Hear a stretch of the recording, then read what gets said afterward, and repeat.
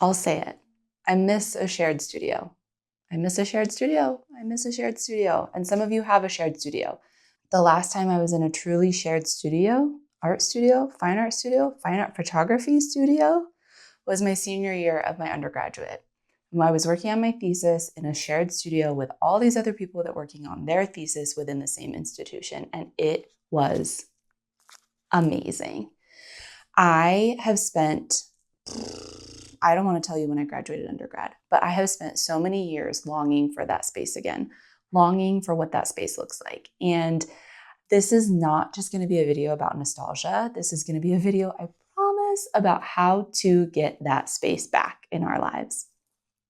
But let me paint the picture for you first. I have spent so many years longing and longing and longing for a shared studio space. And in where I live, we do not have a lot of arts programs that create shared studio spaces. We do not have a lot of art programs that are not extraordinarily competitive in order to get into a studio space that's affordable. I really struggle in the city that I live in order to find space to work in that is not within my own house. And it is hard for very many people to even get the square footage, I recognize, to even get the square footage and the space to have a space in their home where they can work. So I feel extremely grateful that I have an entire room. I do share it with my daughter in her studio space. She has a little corner, but I do feel very grateful and I feel incredibly gifted that I have this space to work in. And also, do you remember what it was like? If you've never experienced it, it is incredible. And it's not the critiques and it's not the projects. Like, I miss art school, sure, but like, it's not the critiques that I miss sometimes.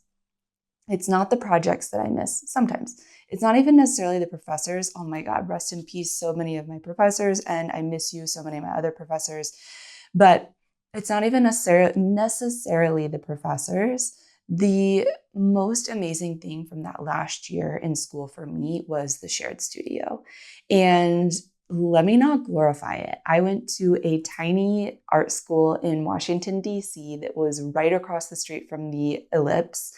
And it was a really old building. And classically, as in all art schools, the photography department was in the basement. We were like underground in a corner, basically. And the room that we shared for our shared studios was like just a room. And then we had dividers up like down the room so that we could split it in half so that we could fit like all 8 of us or something that were fine art photography majors. And it was incredible. I mean, we have our studio time. You can be there at any time as long as the school is open in your studio space. And we would have time where we were like all supposed to be working in our studio too, but just walking in and out and seeing what people had pinned up to their walls, their quotes, their inspiration images, their works in progress, being able to like walk past their space and ask them a question about the latest iteration of that work, or to give a comment like, oh, that color is really interesting, or a compliment like, that's a really incredible print of this image, or like, tell me even just like curiosity questions, tell me more, blah, blah, blah. And then to also be the receiver of those questions for your work was absolutely unmatched, because these people were invested in your work. These people were invested in my work. They had been studying alongside me for me at the time for a year and a half, a year, because I had transferred schools, but they had been together for 4 years, 5 years, and really known each other, really known the development of their work and their projects, and who they were becoming as an artist. So they had become very aware with one another's work and the topics and the people that they're talking about in their work, and we're able to ask like these very thoughtful questions. It was like having people involved in the process with you. And then we would sit at our little desks in our little studio space, like adjacent to the dark room, and we would be like researching or reading or writing. And one of my favorite things from our thesis was that we had to create a bibliography for our project also.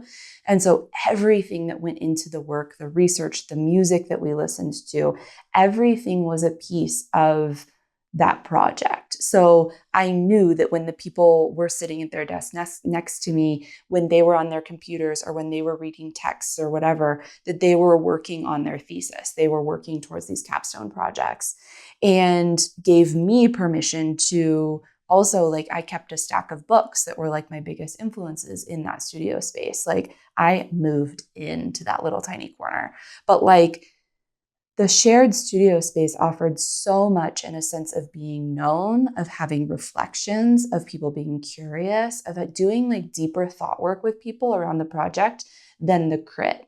The crit was really the like, I mean, it is stereotypical, and this may just be my experience, that more so than people from other schools or other programs, but it was really a chopping block. It was really where there were no holds barred. Is that how you say it? No holds barred. No, nobody was holding back in those crits. They were gentle, they were kind, but we were really trying to refine each other and make each other better. So the crit was intense, but the studio was soft and kind. And there was this sense that we were all in it together. Nobody was going to walk up to a work and be like, I hate it. What are you doing? I mean, there could be constructive criticism there, but it wasn't like the crit where it was actually a facilitated space to kind of tear up what was presented, if that makes sense. So the shared studio space was this incredible mechanism, and it was by design on some level in the school and in the program in order to get us to know what it looked like to live as artists. But the flaw in the system was that we will never have that art school experience again. I mean, even if people went on to do their MFA, maybe they got hints of that and some of that PhDs, but like, that undergraduate shared studio experience was a very specific time, and it's not really replicable. But I continually am wondering at how can I get those things that I need in my stage of life now? So I'm not going to have the professors that are conducting this. I'm not going to have the constraints of my thesis, my undergraduate thesis. I'm not going to have the constraints of these other projects that we were working on for other classes. And I'm not going to be assigned these people to do life with for this amount of time. And so I'm constantly wondering like, okay, how do I build community in my practice that I have these built-in folks that know me and know my work and can work alongside people in a way that we're like doing life together and really know each other, really know each other's work, and then can also ask those curiosity questions, ask those questions about concept and media, and if this is the best way to present this, or to give tips on fine tuning and practice and skill and craftsmanship and all of that. Continually wondering at how to build that. And many of us artists don't have that now. And that's not an issue with, oftentimes it's not possible because of budgetary reasons. It's not possible because of the cities that we live in. It's not possible because maybe you live in a super tiny town and there's not a lot of artists around you, or super rural and there's not the opportunity to gather. There's all kinds of hindrances and blocks against this. And I'm not going to say to just like do better, try harder. I'm going to say that I am trying to build a space that meets a lot of these needs, that takes away a lot of that barrier, because this is a structural issue. So we were given that in our undergraduate, and now in artist life, especially I'm speaking in the United States, I'm speaking where we have a lot of nonprofits and that sort of thing that supports the arts, but it's an extremely competitive landscape. And it could be a full-time job to apply for residencies, to apply for common studio programs. And oftentimes it's a pay-to-play situation. And so I'm wondering how we can create this, how you can create this. And part of my answer right now has become trying to build a space online for right now for a bunch of us to kind of get together, gather, talk about our work regularly, be with our work regularly, even work alongside each other in the space, but just become familiar with and be in this art practice, this creative practice together.